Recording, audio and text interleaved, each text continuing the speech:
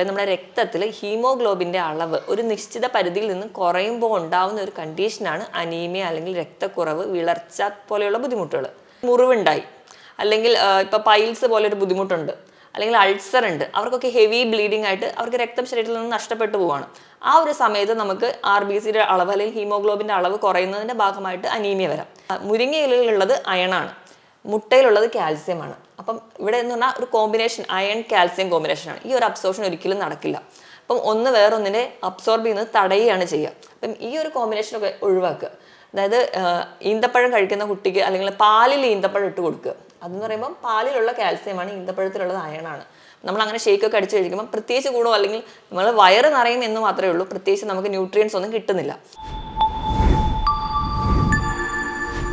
High, കോർമോ ഹെൽത്തിന്റെ പുതിയൊരു വീഡിയോയിലേക്ക് എല്ലാവർക്കും സ്വാഗതം. ഇന്ന് നമ്മുടെ കൂടെ ഉള്ളത് ഡോക്ടർ പ്രിയ എബ്രഹാം, QNB ഹെൽത്ത് കെയറിലെ മെഡിക്കൽ ഓഫീസറാണ്. ഇന്ന് നമ്മോട് ചർച്ച ചെയ്യുന്നൊരു വിഷയം അനീമിയ അഥവാ രക്തക്കുറവ്, വിളർച്ച. ഇത് കുട്ടികളിലും മുതിർന്നവരിലും ഒരേപോലെ കാണപ്പെടുന്ന ഒന്നാണ്. ഡോക്ടറെ, എന്താണ് അനീമിയ? അനീമിയ എന്ന് പറയുന്നതിന് മുൻപ് നമ്മുടെ ശരീരത്തിൽ അല്ലെങ്കിൽ നമ്മുടെ ശരീരത്തിൽ മൊത്തം നോക്കുകയാണെങ്കിൽ ബ്ലഡ് വെസൽസ് അല്ലെങ്കിൽ ബ്ലഡ് സെൽസിനെ ഡിവൈഡ് ചെയ്തിരിക്കുന്നത് ചുവന്ന രക്താണുക്കൾ അല്ലെങ്കിൽ RBC, ശ്വേത രക്താണുക്കൾ അല്ലെങ്കിൽ WBC, അതുപോലെ തന്നെ പ്ലേറ്റ്ലെറ്റ്. നമ്മൾ പേര് പറയും പോലെ RBC എന്ന് പറയുന്നത് റെഡ് ബ്ലഡ് സെൽസ്, അതായത് അതിന് ചുവപ്പ് നിറം ഉള്ളതുകൊണ്ടാണ് അതിന് RBC എന്നറിയപ്പെടുന്നത്. ഈ ചുവപ്പ് നിറം ഈ കോശങ്ങൾക്ക് കിട്ടുന്നത് ഹീമോഗ്ലോബിൻ എന്ന് പറയുന്ന ഇരുമ്പിൻ്റെ ഒരു ഘടകം കൊണ്ടാണ്. ഈ ഹീമോഗ്ലോബിന് ഈ ഒരു ചുവപ്പ് നിറം കൊടുക്കുക എന്ന് മാത്രമല്ല, അതിന് ഉപരിയായിട്ട് ഓരോ കോശങ്ങളിലും വേണ്ട ഓക്സിജൻ, അതുപോലെ തന്നെ ഊർജ്ജമായിട്ടുള്ള ഗ്ലൂക്കോസിനെ എത്തിക്കുന്നതും ഈ ഹീമോഗ്ലോബിനാണ്. അപ്പം നമ്മുടെ ശരീരത്തിൽ, നമ്മുടെ രക്തത്തിൽ ഹീമോഗ്ലോബിൻ്റെ അളവ് ഒരു നിശ്ചിത പരിധിയിൽ നിന്ന് കുറയുമ്പോൾ ഉണ്ടാകുന്ന ഒരു കണ്ടീഷനാണ് അനീമിയ അല്ലെങ്കിൽ രക്തക്കുറവ്, വിളർച്ച പോലെയുള്ള ബുദ്ധിമുട്ടുകൾ. അപ്പോൾ ഇതിൻ്റെ ലക്ഷണങ്ങൾ എന്ന് പറയുന്നത് എപ്പോഴും നമ്മുടെ കോശങ്ങൾക്ക് വേണ്ട രീതിയിൽ ഓക്സിജൻ കിട്ടുന്നില്ല, അല്ലെങ്കിൽ വേണ്ട രീതിയിൽ ഊർജ്ജം എത്തുന്നില്ല.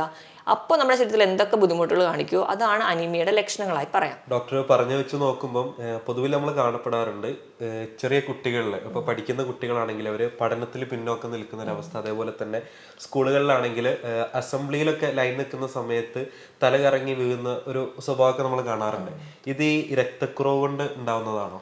അപ്പം ഈ ഒരു കംപ്ലൈൻറ്റ് എന്ന് പറഞ്ഞാൽ ഇപ്പം അസംബ്ലിയിൽ തലയിറങ്ങി വീഴുക, അല്ലെങ്കിൽ പഠിക്കാൻ ബാക്കോട്ട് നിൽക്കുക, പഠിക്കുന്നതൊന്നും ഓർമ്മ കിട്ടുന്നില്ല, അതേപോലെ വീട്ടിൽ വന്ന ഉടനെ ക്ഷീണമാണ്, കിടക്കണം, പെട്ടെന്ന് പനി വരിക. ഇതെന്ന് പറഞ്ഞാൽ നമുക്ക് പല കാരണങ്ങൾ കൊണ്ടുവരാം. ഇപ്പം അനീമിയ കൊണ്ട് മാത്രമല്ല, എന്തെങ്കിലും വൈറ്റമിൻ ഡെഫിഷ്യൻസി ഉണ്ടെങ്കിലോ അല്ലെങ്കിൽ വെള്ളത്തിൻ്റെ അളവ് നമ്മുടെ ശരീരത്തിൽ കുറവാണെങ്കിലോ ഒക്കെ നമുക്ക് ഈ ഒരു ബുദ്ധിമുട്ട് കാണാം. പക്ഷേ മെയിനായിട്ട് കുട്ടികളിൽ കാണുന്ന ഒരു കാരണം എന്ന് പറഞ്ഞു കഴിഞ്ഞാൽ ഈ രക്തക്കുറവാണ്. ഞാൻ നേരത്തെ പറഞ്ഞതുപോലെ നമ്മുടെ കോശങ്ങൾക്ക് വേണ്ടിയിട്ടുള്ള ഓക്സിജൻ, അതുപോലെ തന്നെ ഭക്ഷണത്തിന് അല്ലെങ്കിൽ ഊർജ്ജത്തിനായി എത്തുന്ന ഗ്ലൂക്കോസ് ഒക്കെ വേണ്ട രീതിയിൽ എത്താതെ വരുമ്പോൾ നമ്മുടെ തലച്ചോറിനോ അല്ലെങ്കിൽ നമ്മുടെ മറ്റ് അവയവങ്ങൾക്കൊന്നും കൃത്യമായിട്ട് പ്രവർത്തിക്കാൻ പറ്റില്ല.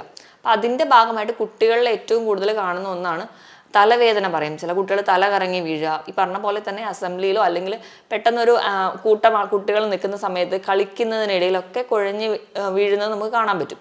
ഇതൊക്കെ ഒരു അനീമിയയുടെ ലക്ഷണമാണ്. ഇത് കൂടാതെ തന്നെ നമ്മൾ വീട്ടിൽ പറയുന്ന ലക്ഷണങ്ങൾ എന്ന് വെച്ചിട്ടുണ്ടെങ്കിൽ, കുട്ടി ആദ്യം കാണിക്കുന്ന സ്വഭാവം മിക്കവാറും അമ്മ അരി അടുപ്പിലൊക്കെ ഇടാൻ വേണ്ടി കഴുകുന്ന സമയത്ത് അവർ അരി വാരി തിന്നുക.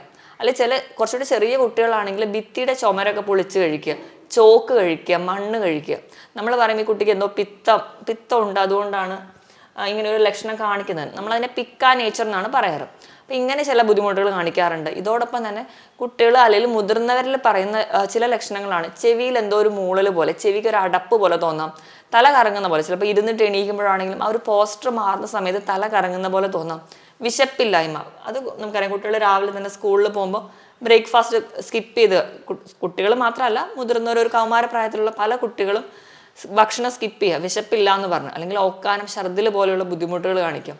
പിന്നെ നമ്മുടെ ക്ലിനിക്കിൽ വരുന്ന ഒരു കേസ് ആകുമ്പോൾ, ക്ലിനിക്കിൽ നമ്മൾ ഇങ്ങനത്തെ കേസുകൾ വരുമ്പോൾ നമുക്ക് ചിലപ്പോൾ ക്ലിനിക്കലി തന്നെ നമുക്ക് കണ്ടുപിടിക്കാൻ പറ്റും.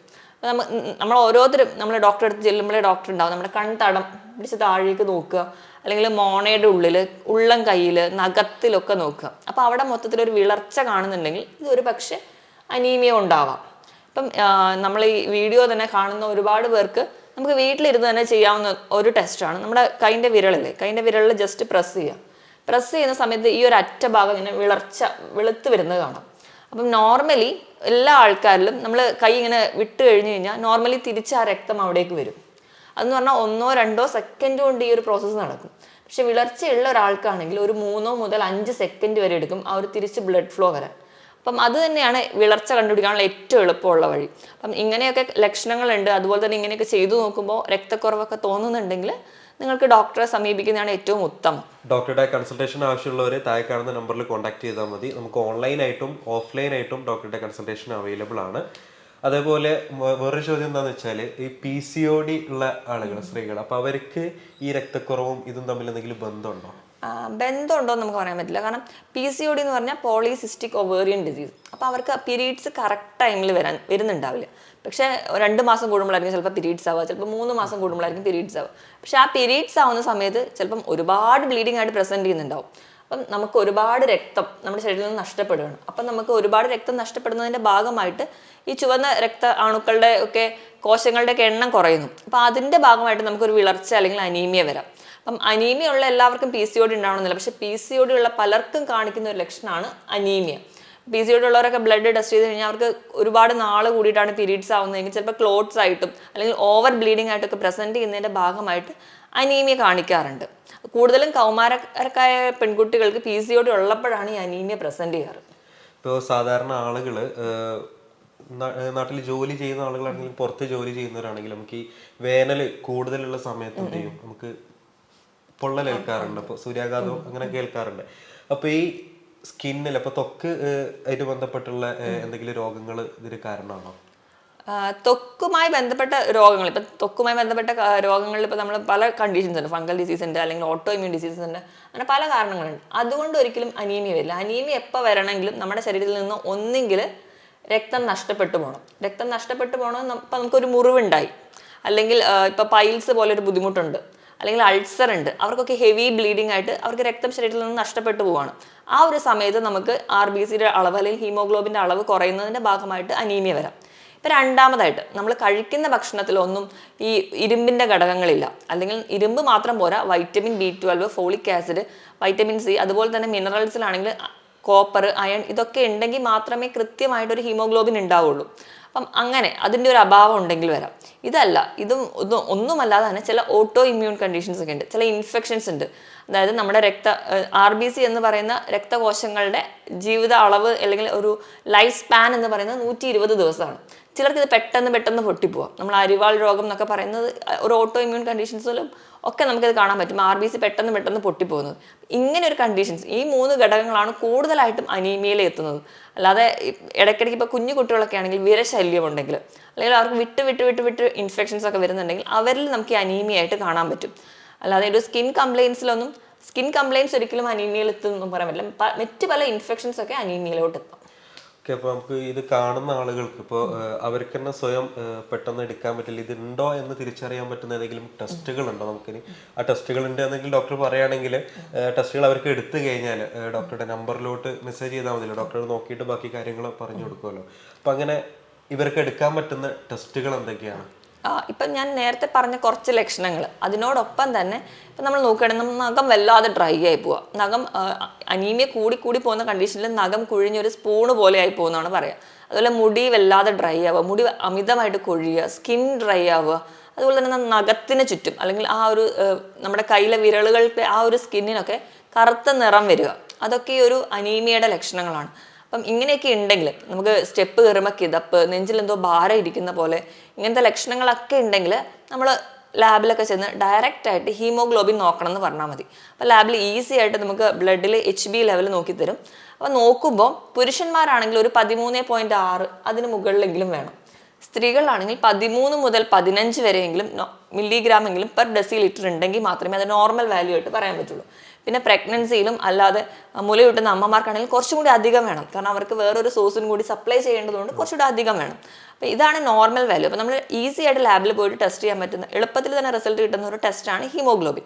ഇതുകൂടാതെ നമുക്ക് ESR ഒക്കെ അനീമിയ ഉള്ള ആൾക്കാരിൽ കൂടുതലായിട്ട് നിൽക്കുന്നതും കാണാൻ പറ്റും. ഈ അടുത്ത്, അതായത് കഴിഞ്ഞ ദിവസം തോന്നുന്നു ഡോക്ടറുടെ ഒരു വെബിനാർ ഉണ്ടായിരുന്നല്ലോ. അപ്പോൾ വെബിനാറിൽ ആളുകൾക്ക് ചോദിക്കാനുള്ള ഒരു അവസരം സാധാരണ കൊടുക്കലുണ്ട്.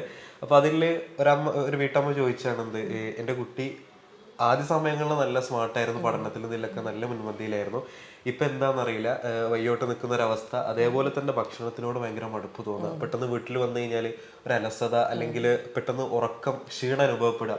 അപ്പോൾ ഇതൊക്കെ ഈ രക്തക്കുറവായിട്ട് ഇപ്പോൾ തുടക്കത്തിൽ ഡോക്ടർ പറഞ്ഞു കുട്ടികളിൽ അങ്ങനെ കാണപ്പെടാറുണ്ട് എന്നുള്ളത്. അപ്പോൾ കാണുന്ന വീട്ടമ്മമാരാണെങ്കിൽ ഇപ്പോൾ അമ്മമാർക്ക് കൊടുക്കാൻ പറ്റുന്നെങ്കിൽ അഡ്വൈസുകളുണ്ടോ നമുക്കിതിൽ? അപ്പൊ ഈ ചോദിച്ചതുപോലെ തന്നെ ഞാൻ നേരത്തെ പറഞ്ഞല്ലോ, കുട്ടികളിൽ ഒരുപാട് പേര് ബാധിക്കുന്ന ഒരു കണ്ടീഷനാണ് അനീമിയ അല്ലെങ്കിൽ രക്തക്കുറവ്, വിളർച്ചയൊക്കെ. നമ്മൾ ഏറ്റവും കൂടുതൽ നോട്ടീസ് ചെയ്യുന്നതും കുട്ടികളിലാണ്. നമുക്കറിയാം, കുട്ടികൾ എന്ന് പറയുമ്പോൾ മാനസികമായിട്ടും ശാരീരികമായിട്ടും ഒക്കെ വളരുന്ന സമയമാണ്. അപ്പം നമുക്ക് വേണ്ട ഓക്സിജനും അല്ലെങ്കിൽ ഗ്ലൂക്കോസ് ഒന്നും കിട്ടാതെ വരുമ്പോൾ നമ്മുടെ ശരീരത്തിലെ എല്ലാ അവയവങ്ങളും ഒന്ന് സ്ലോ ഡൗൺ ചെയ്യും. ചിലപ്പോൾ അത്രയും നാൾ പഠിക്കാൻ മിടുക്കനായിരിക്കാം, അല്ലെങ്കിൽ സ്റ്റേജിൽ, ആർട്സിൽ, സ്പോർട്സ് എല്ലാം മുൻപന്തിയിൽ നിൽക്കുന്ന ഒരു കുട്ടിയായിരിക്കും. കുട്ടിയുടെ ഭക്ഷണം മാറുന്നതിൻ്റെ ഭാഗമായിട്ടോ അല്ലെങ്കിൽ മറ്റ് പല കാരണങ്ങൾ കൊണ്ടോ രക്തക്കുറവ് ഉണ്ടെങ്കിൽ കുട്ടി സ്കൂൾ വിട്ട് വന്ന് ഉടനെ പറയുന്നത് ചിലപ്പോൾ ഭയങ്കര ക്ഷീണമാണ്, അല്ലെങ്കിൽ എനിക്ക് ചിലപ്പോൾ കുട്ടിയുടെ നോട്ട്സൊക്കെ നമ്മൾ മേടിച്ച് നോക്കുമ്പോൾ അത് ഇൻകംപ്ലീറ്റ് ആയിട്ട് ഇരിക്കുന്നത് കാണാം. അപ്പോൾ നമ്മൾ ഈ ഒരു ജനറേഷനിൽ നമ്മൾ കരുതും ഫോണിൽ ടി വിയിലൊക്കെ ഒരുപാട് സമയം സ്പെൻഡ് ചെയ്യാൻ വേണ്ടിയിട്ട് കുട്ടി കള്ളം പറഞ്ഞിട്ടാണ് ഇങ്ങനെ പല ലക്ഷണങ്ങളും കാണിക്കുന്നതെന്ന്. പക്ഷെ നമ്മളപ്പോൾ തിരിച്ചറിയേണ്ടത് ഒന്നെന്ന് പറഞ്ഞാൽ, ഇങ്ങനെ എന്തെങ്കിലും ഒരു ബുദ്ധിമുട്ടുകൾ കാണുകയാണെങ്കിൽ ഇത് ഒരു നിസ്സാരമാക്കി കാണാതെ അപ്പോഴേ ഒരു ഡോക്ടറെ കാണിക്കുകയാണെങ്കിൽ ഡോക്ടർ ചിലപ്പോൾ ക്ലിനിക്കലി തന്നെ ഡോക്ടർക്ക് തിരിച്ചറിയാൻ പറ്റും അതൊരു അനീമിക് കേസാണ്. അല്ലെങ്കിൽ നമുക്കൊന്നൊരു ബ്ലഡ് ടെസ്റ്റ് ചെയ്യാം. നിങ്ങളാണെങ്കിലും നിങ്ങൾക്ക് ഇങ്ങനെ കുട്ടികൾക്ക് ഡൗട്ട് ഉണ്ടെങ്കിൽ ഒന്ന് ബ്ലഡ് ടെസ്റ്റിന് വിട്ട് കഴിഞ്ഞിട്ടുണ്ടെങ്കിൽ അനീമിയ ഉണ്ടോ ഇല്ലയോ എന്നൊക്കെ അറിയാൻ പറ്റും. അപ്പോൾ അങ്ങനെ ഒരു ടെസ്റ്റ് ചെയ്തിട്ട് അതിന് വേണ്ട ഒരു മാനേജ്മെൻറ്റ് കൊടുക്കുക, അതാണ് ഏറ്റവും ഉത്തമം. അല്ലാതെ കുട്ടി ഇങ്ങനെ ഭക്ഷണം കഴിക്കാൻ ലേറ്റ് ആകുമ്പോഴും ഒക്കെ തല്ലിക്കഴിപ്പിക്കുന്നതിന് പകരം അവിടെ എന്താണ് ഒരു കാരണം എന്ന് തിരിച്ചറിഞ്ഞിട്ട് വേണ്ടി ട്രീറ്റ്മെൻറ്റ് എടുക്കുക. അപ്പം ഇങ്ങനെ ഒരുപാട് കേസസിലൊക്കെ കാണുന്നുണ്ടെങ്കിൽ അമ്മമാർക്ക് കൊടുക്കാനുള്ള ഏറ്റവും വലിയ ഉപദേശം എന്ന് പറഞ്ഞാൽ, എന്ത് ഭക്ഷണം കഴിച്ചാലാണ് അയൺ അല്ലെങ്കിൽ അയൺ സപ്ലൈ നമ്മുടെ ബോഡിയിലോട്ട് എത്തുക, അതാണ് നമ്മൾ ആദ്യം ഒരു ഭക്ഷണ രീതിയിലേക്ക് കിടക്കും. ഇപ്പോൾ കേൾക്കുന്നവരൊക്കെ ഇപ്പോൾ ഡോക്ടർ ഭക്ഷണം എന്ന് പറയുന്നുണ്ട്. അപ്പൊ എന്താണ് കുട്ടികളെ കഴിപ്പിക്കുന്നത്, എന്താണ് ഈ ഒരു അവസ്ഥയിലുള്ള ആളുകൾക്ക് കൊടുക്കേണ്ടത് എന്ന് ഒരു ചോദ്യം ഉണ്ടാവും എന്തായാലും. അപ്പൊ എന്തൊക്കെയാണ് ഇവരുടെ ഭക്ഷണ രീതികൾ, എന്തൊക്കെയാണ് ക്രമീകരിക്കേണ്ട കാര്യങ്ങൾ? അപ്പം നമ്മൾ 6 മാസം വരെ കംപ്ലീറ്റ്ലി കുഞ്ഞിന് നമ്മൾ മുലപ്പാലായിരിക്കും ഫീഡ് ചെയ്യുക. അത് കഴിഞ്ഞ് നമ്മൾ ഏറ്റവും ആദ്യം കുഞ്ഞിന് കൊടുക്കുന്ന ഭക്ഷണം എന്ന് പറഞ്ഞാൽ റാഗിയാണ്. റാഗി കൊടുക്കാനുള്ള ഒരു കാരണം, എങ്ങനെയെങ്കിലും നിർബന്ധിച്ച് ഓരോ അമ്മമാരും കുഞ്ഞുങ്ങൾക്ക് റാഗി കൊടുക്കാനുള്ള ഒരു കാരണം എന്ന് വെച്ചാൽ, റാഗിയിലാണ് ഏറ്റവും കൂടുതലും അയണും കാൽസ്യം ഒക്കെ ഉള്ളത്. അപ്പോൾ ഇതൊക്കെ ഉള്ളത് കൊണ്ട് തന്നെ നമുക്കറിയാം എത്ര ബേസിക് ഇമ്പോർട്ടൻ്റ് ആണ് നമ്മുടെ ശരീരത്തിൽ അയൺ എന്നുള്ളത്. അപ്പോൾ നമ്മൾ അയൺ സപ്ലൈ ചെയ്യാം. ഏറ്റവും വലിയ ധാന്യങ്ങളിൽ ഏറ്റവും കൂടുതലായിട്ട് നിൽക്കുന്നത് റാഗിയിലാണ്. അപ്പോൾ മാക്സിമം കുഞ്ഞുങ്ങളെ ഒരു 6 മാസം തൊട്ട് റാഗി കൊടുത്ത് ശീലിപ്പിക്കുക. അതാണ് ഏറ്റവും ആദ്യം തുടങ്ങേണ്ട സ്റ്റെപ്പ്. കുറച്ച് കഴിയുമ്പോൾ ഈ റാഗി ഒരു കുറുക്ക് ഫോമിൽ അവർക്ക് കഴിക്കാൻ ബുദ്ധിമുട്ടാവുന്ന സമയത്ത് നിങ്ങൾക്ക് റാഗി തന്നെ കഴുകി ഉണക്കി പൊടി അവർക്ക് അവരുടെ ഫുഡിലൊക്കെ ആഡ് ചെയ്യുക. അവർക്ക് അപ്പം ഉണ്ടാക്കുമ്പോഴും ദോശ ഉണ്ടാക്കുമ്പോഴും പുട്ടുണ്ടാക്കുമ്പോഴും ഒക്കെ അതിൽ മിക്സ് ചെയ്ത് കൊടുക്കുക. അപ്പോൾ കുഞ്ഞുങ്ങൾ തന്നെ അറിയാതെ അത് അവരുടെ വയറ്റിലെത്തുന്നു, അവർക്ക് അയൺ ഡെഫിഷ്യൻസി ഒന്നും കാണിക്കില്ല. ഇനി ഇപ്പോൾ നമ്മൾ ഫ്രൂട്ട്സിൻ്റെ കേസൊക്കെ എടുക്കുകയാണെങ്കിൽ ഡേറ്റ്സ്, മാതളം, പപ്പായ ഇവയിലൊക്കെ ധാരാളം അയൺ കണ്ടന്റ് ഉണ്ട്. അതുപോലെ വെജിറ്റബിൾസ്, പച്ചക്കറികൾ എടുക്കുകയാണെങ്കിൽ ബീട്രൂട്ട്, ക്യാരറ്റ് ഇവയൊക്കെ നമുക്ക് ആ ഒരു കളേർഡ് ഫുഡ്സൊക്കെ അയണിൻ്റെ നല്ലൊരു സോഴ്സാണ്. ഇപ്പം അത് കഴിഞ്ഞ് നമ്മൾ നോക്കുകയാണെങ്കിൽ അതിൻ്റെ ഏറ്റവും വലിയ സോഴ്സ് എന്ന് പറയുന്നത് നോൺ വെജ് ആണ്. ഏറ്റവും നല്ലത് എന്ന് പറഞ്ഞാൽ ബീഫിൻ്റെ ലിവർ, മട്ടൻ്റെ ലിവറിലാണ് ഏറ്റവും കൂടുതൽ കണ്ടന്റ് ആയിട്ട് പറയുന്നത്. നമുക്കറിയാം ഈ ലിവർ അല്ലെങ്കിൽ നോൺ വെജ് ഒരുപാട് കഴിക്കുന്നത് ദോഷമാണ്. നമുക്കൊരു മിതമായ രീതിയിൽ ഈ പച്ചക്കറികളും ഫ്രൂട്ട്സും ഒക്കെ കഴിക്കുന്നതിനോടൊപ്പം തന്നെ മത്സ്യങ്ങളും മാംസങ്ങളും നല്ലോണം കഴിക്കുക. എപ്പോഴും നമ്മൾ നോക്കിയാലും ചില കേസിൽ നമ്മൾ നോക്കുകയാണെങ്കിൽ വെജിറ്റേറിയൻസിനാണ് ഒരുപാട് കമ്പയറബിളി അനീമിക്ക് കാണുക. കാരണം അവർക്ക് ആ നോൺ വെജ് ഫുഡാണ് കൂടുതലും ഒരു അയണിൻ്റെ സോഴ്സ് ആയിട്ട് പറയുന്നത്. അപ്പം നമ്മൾ മിതമായ രീതിയിൽ നമ്മൾക്ക് ഒരുപാട് ശരീരത്തിന് ദോഷം ചെയ്യുന്ന രീതിയിലല്ല, ആവശ്യത്തിന് നമ്മൾ അയൺ അടങ്ങിയ മത്സ്യങ്ങളും മാംസങ്ങളും കൂടുതലായിട്ട് കഴിക്കുകയാണെങ്കിൽ ഒരു പരിധി വരെ നമുക്ക് കിട്ടും. പിന്നെ നമുക്ക് പറയുന്നത് ഇലക്കറികളാണ്. ഇലക്കറികൾ ഇപ്പം എല്ലാ ചീര, മുരിങ്ങ അങ്ങനെ എല്ലാ ഇലക്കറികളിലും ധാരാളമായിട്ട് അയണിൻ്റെ സോഴ്സ് ഉള്ളത് കൊണ്ട് തന്നെ നമുക്ക് നല്ലൊരു സപ്ലൈ ഉണ്ടാവും. അപ്പം നമ്മളിങ്ങനെയൊക്കെ എല്ലാ അമ്മമാരും വന്ന് പറയുന്നതാണ്, ഞാൻ ഇങ്ങനെയൊക്കെയുള്ള ഭക്ഷണങ്ങളാണ് കുട്ടിക്ക് കൊടുക്കുന്നത്, എന്നിട്ടും എന്തുകൊണ്ട് എനിക്ക് എൻ്റെ കുട്ടിക്ക് ഇങ്ങനെ വരാൻ കാരണമുണ്ട്. പക്ഷെ നമ്മളിങ്ങനെ കൊടുക്കുന്നുണ്ട് എന്നോ അല്ല, അത് എങ്ങനെ രീതിയിൽ കൊടുക്കണം അതിലാണ് ഏറ്റവും പ്രാധാന്യം. നമ്മൾ അയൺ കൊടുക്കുന്നുണ്ട്, പക്ഷെ അയൺ കൊടുത്തുകൊണ്ട് മാത്രം കാര്യമില്ല. അയൺ നമ്മുടെ ശരീരത്തിൽ അബ്സോർബ് ചെയ്യണം. അല്ലെങ്കിൽ കുഞ്ഞിന് ആമാശയത്തിൽ വെച്ച് അയണിൻ്റെ അബ്സോർപ്ഷൻ നടക്കണമെങ്കിൽ പല ആൾക്കാർ കൂടെ വേണം. അവയാണ് ഒന്ന് വൈറ്റമിൻ B12, അല്ലെങ്കിൽ മറ്റ് ഫോളിക് ആസിഡ്, വൈറ്റമിൻ C. ഇപ്പം ധാതുക്കളുടെ കാര്യങ്ങൾ എടുക്കുകയാണെങ്കിൽ കോപ്പർ, സിങ്ക്, സെലീനിയം പോലെയുള്ള ധാതുക്കൾ ഉണ്ടെങ്കിൽ ഇതിൻ്റെ ഒരു അബ്സോർപ്ഷൻ നടക്കുള്ളൂ. അപ്പം പല അമ്മമാരും ഇതിങ്ങനെ കൊടുക്കുന്നുണ്ടെങ്കിലും എപ്പോഴും ഇങ്ങനെ ഒരു സംശയമൊക്കെ ഉണ്ടെങ്കിൽ ഒരു ഡോക്ടറോട് ചോദിക്കുക, എങ്ങനെയാണ് ഞാൻ ഡയറ്റ് മാനേജ് ചെയ്യുക. അപ്പോൾ അവർ പറയും എന്തൊക്കെ കോമ്പിനേഷൻസ് ആണ് ഏറ്റവും ബെസ്റ്റ് എന്ന്. അപ്പം അതിനനുസരിച്ച് വേണം ഫുഡ് കൊടുക്കാൻ. ഡയറ്റ് എന്ന് കേൾക്കുന്ന സമയത്ത് എല്ലാവരും വിചാരിക്കും ഇത് പട്ടിണിക്ക് ഇടുന്ന ഒരു അവസ്ഥ ആണെന്നുള്ളത്. ഡയറ്റ് എന്ന് പറഞ്ഞാൽ ഒന്നുമില്ല, ഫുഡ് നമ്മളത് കൺട്രോൾ ചെയ്ത് അവർക്ക് ആവശ്യമുള്ളത് നല്ല രീതിയിൽ കൊടുക്കുക എന്നുള്ളത്, നല്ല പ്രോട്ടീൻസ് അടങ്ങിയിട്ടുള്ളത്, നല്ല കൊഴുപ്പുകളൊക്കെ കൂടുതലായിട്ട് അവർക്ക് കൊടുക്കുക എന്നുള്ളതാണ്. അപ്പോൾ ഈ ഡോക്ടർ പറഞ്ഞിട്ടുള്ള ഏതെങ്കിലും ലക്ഷണങ്ങൾ നിങ്ങളുടെ കുട്ടികളിൽ അമ്മമാർക്ക് ബോധ്യപ്പെടുകയെന്നുണ്ടെങ്കിൽ താഴെ കാണുന്ന നമ്പറിൽ കോൺടാക്ട് ചെയ്തിട്ട് ഡോക്ടറുടെ കൺസൾട്ടേഷൻ നിങ്ങൾക്ക് അവൈലബിൾ ആയിരിക്കും. ഓഫ്ലൈനായിട്ടും ഓൺലൈനായിട്ടും നിങ്ങൾക്ക് ഡോക്ടറുടെ കൺസൾട്ടേഷൻ അവൈലബിൾ ആണ്. ഈ വീഡിയോ കാണുന്ന അനീമിക് കേസുകളുള്ള ആരെങ്കിലും ഉണ്ടെന്നുണ്ടെങ്കിൽ അപ്പോൾ അവരുടെ വീട്ടിൽ നിന്ന് തന്നെ നമുക്ക് ചെയ്യാൻ പറ്റുന്ന എന്തെങ്കിലും ഹോം റെമഡീസ് അല്ലെങ്കിൽ ഒന്ന് രണ്ട് ടിപ്സ് ഒക്കെ നമുക്ക് അവർക്ക് പറഞ്ഞു കൊടുക്കാൻ പറ്റൂലേ? അപ്പം ഞാൻ നേരത്തെ പറഞ്ഞ പോലെ ചില കോമ്പിനേഷൻസ് ഉണ്ട് നമ്മുടെ അയണിൻ്റെ അബ്സോർപ്ഷൻ കൂട്ടുന്നത്. അത് ഒന്ന് രണ്ടെണ്ണം നമുക്ക് ഡിസ്കസ് ചെയ്യാം. അപ്പം അതിലൊരു ഉദാഹരണം എന്ന് പറഞ്ഞാൽ നമ്മൾ ഏത്തപ്പഴവും ശർക്കരയായിട്ട് മിക്സ് ചെയ്ത് കഴിക്കുക. ഈ ഏത്തപ്പഴം എന്ന് പറയുന്നതിൽ ധാരാളം ഫോളിക് ആസിഡ് ഉണ്ട്, ശർക്കരയിലും ധാരാളം അയൺ ഉണ്ട്. അപ്പം ഈ അയൺ ഫോളിക് ആസിഡ് കോമ്പിനേഷൻ വരുമ്പോൾ അബ്സോർപ്ഷൻ കൂടുതലായി നടക്കും. രണ്ടാമത്തെ ഒരു ഉദാഹരണം എന്ന് പറഞ്ഞാൽ നമ്മുടെ എള്ള് ധാരാളം അയൺ ഉണ്ട്. അപ്പം എള്ള് പൊടിച്ചിട്ട് അത് നമ്മൾ തേനുമായിട്ട് മിക്സ് ചെയ്ത് കഴിക്കുകയാണെങ്കിൽ തേനിൽ കോപ്പർ ഉണ്ട്. അപ്പം ഇവിടെയും ഒരു അയൺ കോപ്പർ കോമ്പിനേഷൻ വരുന്നതുകൊണ്ട് അബ്സോർപ്ഷൻ കൂടുതലായിട്ട് നടക്കും. ഇങ്ങനെ കുറച്ച് ഉദാഹരണങ്ങൾ അല്ലെങ്കിൽ കുറച്ച് ഭക്ഷണ രീതികളൊക്കെ ഉണ്ട്. ഇതിന് പുറമെ തന്നെ നമ്മൾ പാചകം ചെയ്യുമ്പോൾ ഈ നമ്മൾ നേരത്തെ പാചകം ചെയ്ത് തണുത്ത് കഴിക്കുമ്പോൾ അയണിൻ്റെ അബ്സോർപ്ഷൻ കുറയ്ക്കും. മാക്സിമം ചൂടോടുകൂടി തന്നെ കഴിക്കാൻ വേണ്ടി ശ്രദ്ധിക്കുക.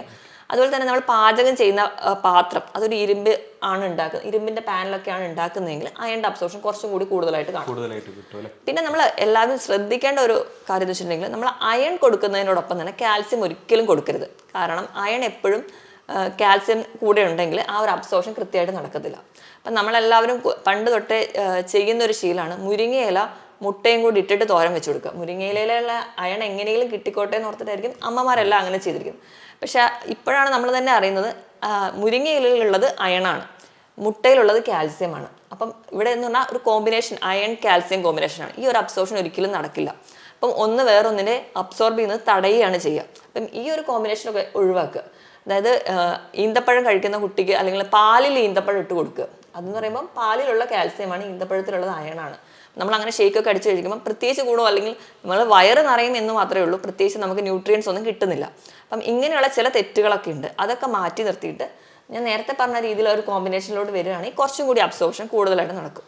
ഓക്കെ, ഇപ്പോൾ കുട്ടികളിൽ ഇപ്പോൾ നമ്മുടെയൊക്കെ ചെറുപ്പത്തിലാണെങ്കിൽ അറിയാം, ഈ സ്കൂളുകളിൽ നമുക്ക് ഈ വിര ഗുളിക എന്ന് പറഞ്ഞിട്ടൊരു ഗുളിക കിട്ടാറുണ്ട്. അപ്പോൾ അത് എങ്ങനെയാണ് അതിൻ്റെ ഒരു മാനേജ്മെന്റ് എങ്ങനെയാണ്?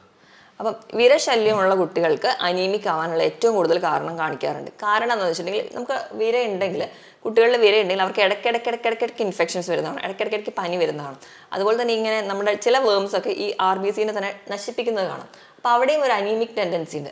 ഗുളിക കഴിക്കുന്ന സമയത്ത് ആളുകൾക്ക് കൺസേൺ ഉണ്ട്, ഇത് നല്ല ഗുളികയല്ല, അല്ലെങ്കിൽ ഇത് പലരും എന്ത് ചെയ്യും കഴിക്കാതെ കളയുന്ന ഒരു അവസ്ഥ ഉണ്ടാവില്ല പേടിച്ചിട്ട്, എന്ത് ഗുളികയാണെന്ന് നമുക്ക് അറിയുന്നില്ലല്ലോ. അപ്പൊ ഇത് എങ്ങനെ നല്ല ഗുളികയാണോ അല്ലെങ്കിൽ? പണ്ടൊക്കെ കാലത്തിൽ ലൂസായിട്ടൊക്കെ നമുക്ക് കയ്യിൽ തന്നുവിടുന്നത്, പക്ഷെ ഇപ്പൊ സ്ട്രിപ്സിലായിട്ടാണ് കൊടുക്കുന്നത്. അവർ അതിനകത്ത് പറഞ്ഞ എന്താ ഒരു മാനുഫാക്ചറിങ് ഡേറ്റോ അല്ലെങ്കിൽ എക്സ്പയറി ഡേറ്റോ ഒക്കെ ഓക്കെ ആണെങ്കിൽ നമ്മൾ കുട്ടികൾക്ക് കൊടുക്കുന്നത് വളരെ നല്ലതാണ്. അങ്ങനെ ഒരു 6 മാസം കൂടുമ്പോൾ ഡീവേം ചെയ്യുകയാണെങ്കിൽ തന്നെ ഈ അനീമിയ പോലെയുള്ള പ്രശ്നങ്ങൾ കുട്ടികളിൽ നിന്ന് പൂർണ്ണമായി മാറ്റാൻ പറ്റും. അതിനോടൊപ്പം തന്നെ നമ്മൾ ഈ ഫുഡ് കൊടുത്തിട്ടേ കാര്യമുള്ളൂ. അല്ലാതെ നമ്മൾ വേം കംപ്ലയിൻറ്റ്സ് അല്ലെങ്കിൽ വിരശല്യമുള്ള കുട്ടിക്ക് ഇങ്ങനെ എല്ലാ ഭക്ഷണവും കൊടുത്തിട്ട് യാതൊരു കാര്യം അവിടെ നടക്കില്ല. അപ്പം ഏറ്റവും ആദ്യം ചെയ്യേണ്ടത് 6 മാസം കൂടുമ്പോൾ വേം കംപ്ലയിൻറ്റ്സ് അല്ലെങ്കിൽ ഡിവേം ചെയ്യുന്നതാണ് ഏറ്റവും നല്ലത്. ഈ രീതിയിലുള്ള ഏതെങ്കിലും ലക്ഷണങ്ങൾ കാര്യങ്ങൾ നിങ്ങൾക്ക് നിങ്ങളിലോ അല്ലെങ്കിൽ നിങ്ങളുടെ കുട്ടികളിലൊക്കെ കാണുകയാണെന്നുണ്ടെങ്കിൽ ഡോക്ടറുടെ കൺസൾട്ടേഷൻ നിങ്ങൾക്ക് അവൈലബിൾ ആയിരിക്കും. നിങ്ങൾ ഡോക്ടർ മുന്നേ പറഞ്ഞിട്ടുള്ള ടെസ്റ്റുകൾ ഏതെങ്കിലും ചെയ്യുകയാണെന്നുണ്ടെങ്കിൽ ആ നമ്പറിലോട്ടൊന്ന് അയച്ചാൽ മതി. ഡോക്ടർ അത് നോക്കിയിട്ട് എന്ത് ചെയ്യും, അതിൻ്റെ ബാക്കി കാര്യങ്ങൾ നിങ്ങൾക്ക് പറഞ്ഞു തരും. പലരും സ്വന്തമായിട്ട് ചെയ്യുന്ന ചില ട്രീറ്റ്മെന്റുകൾ ഉണ്ടാവും, അതായത് ടോണിക്കുകൾ അല്ലെങ്കിൽ ഗുളികകളൊക്കെ വാങ്ങിച്ചിട്ട് തന്നെ കഴിക്കുക. അങ്ങനെയൊക്കെ കഴിക്കുന്ന സമയത്ത് നിങ്ങൾ ശ്രദ്ധിക്കേണ്ട ഒരു കാര്യം എന്ന് വെച്ച് കഴിഞ്ഞാൽ ഒരു ഡോക്ടറുടെ അഡ്വൈസ് എപ്പോഴും തേടുന്നത് നല്ലതായിരിക്കും. അതേപോലെ തന്നെ ഇപ്പോൾ ഡോക്ടറുടെ ട്രീറ്റ്മെന്റ് വെച്ച് നോക്കുകയാണെന്നുണ്ടെങ്കിൽ നമ്മളൊരു ഡയറ്റ് പറഞ്ഞു, അപ്പോൾ അതേപോലെ ഭക്ഷണവും കാര്യങ്ങളൊക്കെ ഒന്ന് ക്രമീകരിച്ച് ചിലപ്പം മെഡിസിൻ്റെ ആവശ്യം ഉണ്ടാവില്ല, ജസ്റ്റ് ഒരു ഭക്ഷണം ഒന്ന് കൺട്രോൾ ചെയ്ത് ഒരു ഭക്ഷണ രീതി ഒന്ന് ചേഞ്ച് വരുത്തിയാൽ മതിയോ. അപ്പോൾ ആ രീതിയിലുള്ള ട്രീറ്റ്മെന്റും കാര്യങ്ങളൊക്കെയാണ് നിങ്ങൾക്ക് ആ രീതിയിലുള്ള ട്രീറ്റ്മെന്റ് ആണ് ഡോക്ടർ കൊടുക്കുന്നത് അല്ലേ. അപ്പോൾ ഇത്ര സ്വന്തമായിട്ട് ട്രീറ്റ്മെന്റ് എടുക്കുന്ന സമയത്ത് അതിന്റെ കാരണങ്ങൾ എന്തൊക്കെയാണെന്നുള്ളൊരു ഡോക്ടർ മുഖേന നിങ്ങൾ ചോദിച്ച് മനസ്സിലാക്കിയാൽ അതായിരിക്കും ഏറ്റവും നന്നാവുക. അപ്പം നമുക്ക് വളരെ ഉപകാരപ്രദമായിട്ടുള്ള കാര്യങ്ങളാണ് ഡോക്ടർ പറഞ്ഞു തന്നിട്ടുള്ളത്. ഇപ്പോൾ വീട്ടമ്മമാർക്കാണെങ്കിലും ഈ ഒരു അവസ്ഥയിലുള്ള ആളുകൾക്കാണെങ്കിലൊക്കെ അവർക്ക് നല്ല രീതിയിൽ ഉപകാരപ്പെട്ടു. ഏതായാലും പുതിയൊരു വീഡിയോ ആയിട്ട് നമുക്ക് വീണ്ടും കാണാം. ബൈ. Thank you.